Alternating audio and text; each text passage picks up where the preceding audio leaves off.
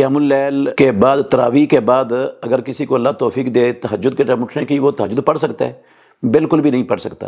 امام الانبیاء محمد الرسول اللہ صلی اللہ علیہ وسلم نے پوری نبوی زندگی تہجد اور تراویح الگ الگ نہیں پڑھی۔